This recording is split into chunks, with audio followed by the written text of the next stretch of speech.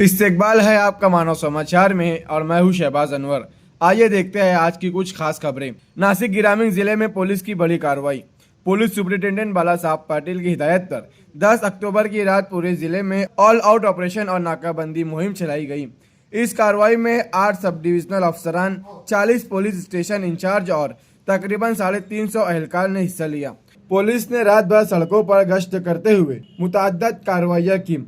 Operation के दौरान डकैती, चोरी और घर फोड़ने जैसे मुकदमात में शामिल 79 मुजरिमों की जांच की गई, जिनमें से 2 अफराद मुलजिमीन को गिरफ्तार किया गया। कलवन पुलिस ने भी 14 मतलूब अफराद को हिरासत में लिया। व्हीकल चेकिंग के दौरान 1040 गाड़ियां चेकअप की गई और 90 मुकदमात में 1,61,000 रुपये से ज्यादा जुर्माना वसूल किया गया। इसके साथ गैरकानूनी शराब फरोशी पर कार्रवाई करते हुए 10 मुकदमा दर्ज किए गए और 42,000 रुपये मालियत की शराब जब्त की गई। मालेगांव में गौ वंश तस्करी की एक मामले में 3 जानवर को आजाद कराया गया, जबकि जायखेड़ा पुलिस ने घर फोड़ चोरी के 2 मुलजिमान को गिरफ्तार करके केस हल किया।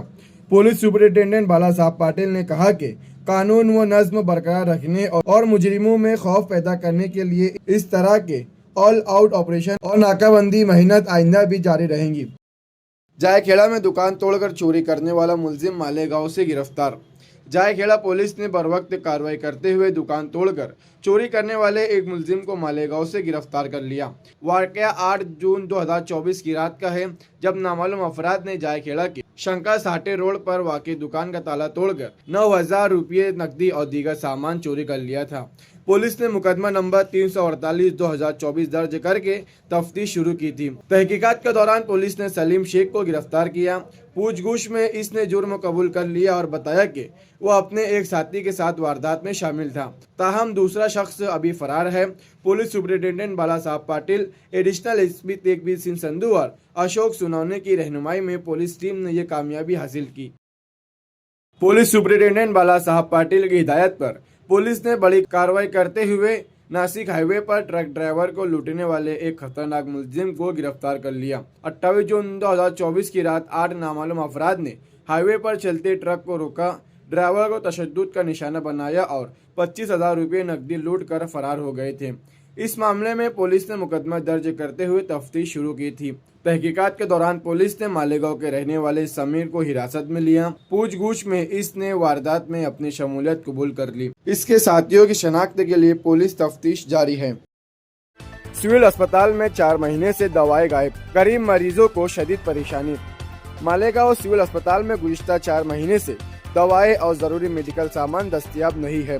अस्पताल में इलाज के लिए रोजाना बड़ी तादाद में गरीब और मजदूर तबके के लोग आते हैं, जो ये उम्मीद रखते हैं कि यहाँ उनका इलाज मुफ्त में हो जाएगा, मगर हकीकत यह है कि यहाँ ना दवाई है, ना ही सलाइन दस्तयाब है। मरीज को अस्पताल से सिर्फ पर्ची दी जा रही है और उन्हें कहा जा रहा है कि वो प्राइवेट मेडिकल स्टोर से दवाएं खरीदे। ऐसे में गरीब मरीज शदीद मुश्किलात का सामना कर रहा है। कई मरीज ने बताया कि वो पैसों की तंगी के सबब इलाज अधूरा छोड़ने पर मजबूर है, जबकि कुछ मरीज बेहतर इलाज की तलाश में प्राइवेट अस्पतालों का रुख कर रहे हैं। सूरत हाल इस कदर संगीन है कि बाज़ गरीब मरीजों को दवाओं के लिए चंदा इकट्ठा करना पड़ रहा है। मकामी शहरियों ने इंतजामिया से मुतालबा किया है कि फौरन नोटिस लेते हुए सिविल अस्पताल में दवाओं और दीगर जरूरी सामान की फराहमी को यकीनी बनाया जाए, ताकि गरीब आवाम को इस मुश्किल से निजात मिल सके। महानगर पालिका के कमिश्नर के हुक्म के मुताबिक मालेगांव महानगर पालिका के प्रभाग नंबर 4 मालदा शिवार के तहत आने वाले 11,000 कॉलोनी में पानी बिल की बकाया रकम 3,54,99,000 रुपया होने के सबब महकमे की जानिब से सख्त कार्रवाई के आगाज किया गया है। इंतजामिया ने रहायशियों को मतला किया है कि पीर 14 अक्टूबर 2025 तक बिल अदा करने की मोहलत दी गई, वरना 15 अक्टूबर से पानी की नल कनेक्शन कट कर दिए जाएंगे।